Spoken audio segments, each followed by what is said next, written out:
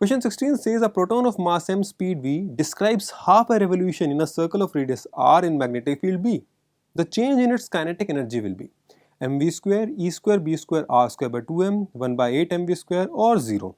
Dear student, the work done by magnetic field on a charged particle is equal to 0. And why is it equal to 0? It is equal to 0 because the force is always perpendicular to the velocity. Therefore, the power is 0. Now, dear students, if the work done by the magnetic field is 0, we can simply write down that the change in the kinetic energy should be also equal to 0. And why so? It is because of the work energy theorem. And therefore, for this question, the correct answer is straightforward option 4, that is 0. Now, let us move forward and solve the question number 17. Question 17 says the dipole moment of the current loop as shown in the figure is, and there are 4 options in front of you: IL square j cap plus I pi L square by 8 I cap, IL square j cap minus I pi L square by 8 I cap, minus I L square j cap plus I pi L square by 8 I cap, I L square by 4 I cap plus I pi L square by 8 j cap. Dear students, now let us proceed forward and solve this question. Dear student, the diagram can be redrawn again. So this is the diagram. The direction of the current is as follows. Now dear students, herein we can hypothetically complete these 2 loops in such a manner. This doesn't make any difference as the net current in the dotted part will be 0 only. Now for the semicircular part, dear students, we can write down that the current is simply I and the area is pi r square by 2. Now the direction, dear students, is I cap. Now dear students, this length is L, which means that we can write down that L will be equal to 2r.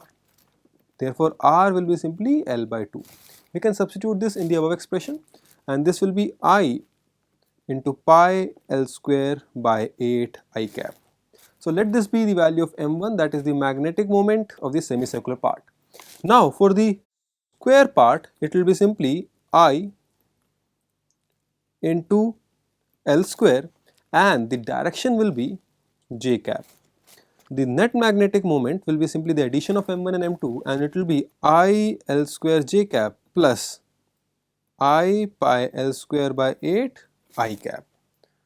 Therefore, dear students, the correct answer for this question is option number 1, that is I L square j cap plus I pi L square by 8 I cap. Now let us proceed forward and solve the question number 18. Question 18 says which of the following statements are correct. So there are 4 statements. We have to analyze each statement and see which of the following is correct and which of the following is incorrect. Now the first statement reads, when the magnetic flux linked with conducting loop is constant, the EMF induced is 0. Now the second statement is self-inductance of a coil depends on its geometry. Third, eddy current generates heating effect in metal. Or fourth, all of these. Dear students, as per the first statement, which states when the magnetic field linked with conducting loop is constant, then the EMF induced is 0.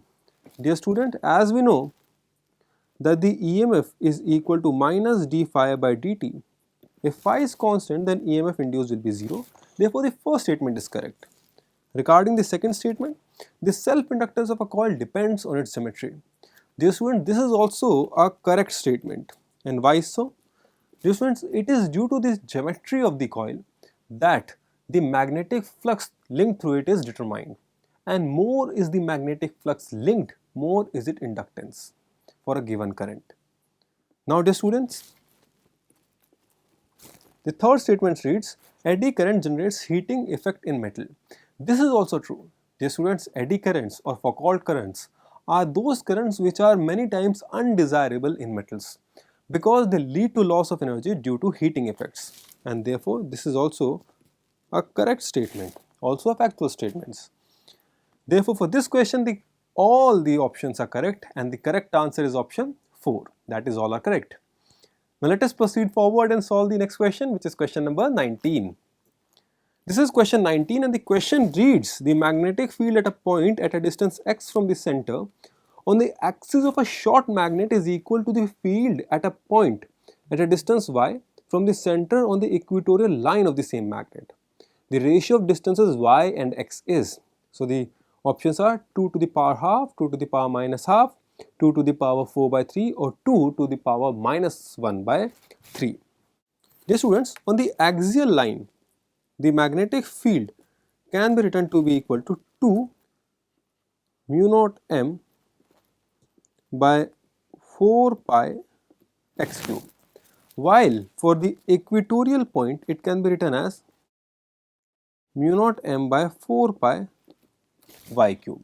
Now dear students, it is given that these two magnetic fields are same, which means that BA is equal to B, which will give us that 2 by x cube will be equal to 1 by y cube, and therefore y by x will be equal to 2 to the power minus 1 by 3. And hence for this question the correct answer is option 4, that is 2 to the power minus 1 by 3. Now dear students, let us proceed forward and solve the question number 20. Question 20 says a ring of radius r moves with velocity v in uniform static magnetic field B as shown in diagram. The EMF induced between points P and Q is, and there are four options: VBR 1 minus cos theta, 2 VBR sin theta by 2, 2 VBR cos theta by 2, or VBR sin theta. Dear students, let us redraw the diagram. This is a circular loop and it is moving in the rightward direction with a velocity v. In this case, the magnetic field is given in inward direction B. Now the 2 points P and Q are here, so this is P, this is Q, and this angle is given as theta. Dear students, herein we have to take the value of the length perpendicular to B and V, and therefore if we draw a perpendicular line from Q, this particular line will have a value which will be equal to, let us write down this point as S, then QS will be equal to simply R sin theta. In this case, E can be simply written as BV into length QS, which will be equal to BV into R sin theta. Now herein, therefore, the correct answer should be clearly VBR sin theta. This question is based on the concepts of the motional EMF, and herein VBL is the answer, where L, B and V are all mutually perpendicular to each other. And in the cases where the length is not given directly perpendicular to the magnetic field and the velocity, in those cases we resolve those lengths in the direction perpendicular to the magnetic field and the velocity. Now dear students, let us proceed forward and solve the question 21.